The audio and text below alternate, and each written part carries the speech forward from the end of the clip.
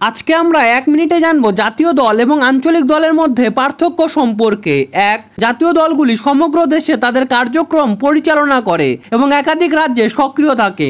অন্যদিকে আঞ্চলিক দলগুলির কাজকর্মের পরিধি সাধারণত একটি নির্দিষ্ট রাজ্য বা অঞ্চলের মধ্যে সীমাবদ্ধ থাকে। জাতীয় দলগুলি সাধারণত জাতীয় বিষয়গুলির ওপর গুরুত্ব আরোপ করে, অন্যদিকে আঞ্চলিক দলগুলি প্রধানত স্থানীয় সমস্যা যেমন উন্নয়ন, কৃষি সমস্যা, ভাষাগত অধিকার ইত্যাদির ওপর গুরুত্ব দিয়ে থাকে।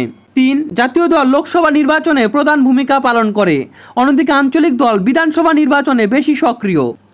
জাতীয় দলগুলি সাধারণত নির্বাচনে বৃহৎ পরিসরে সমর্থন লাভ করে, সে কারণে জাতীয় স্তরে এই দলগুলির ব্যাপক প্রভাব পরিলক্ষিত হয়। অন্যদিকে আঞ্চলিক দলগুলি সাধারণত জাতীয় রাজনীতিতে ততটা প্রভাবশালী নয়। জাতীয় দলগুলির একটি শক্তিশালী সাংগঠনিক কাঠামো থাকে যা দেশের বিভিন্ন রাজ্যে তাদের কার্যক্রম পরিচালনা করতে সাহায্য করে। অন্যদিকে আঞ্চলিক দলগুলির সাংগঠনিক কাঠামো সাধারণত কোনো একটি অঞ্চল বা রাজ্যের মধ্যে সীমাবদ্ধ থাকে এবং তা জাতীয় দলগুলির তুলনায় দুর্বল হয়ে থাকে।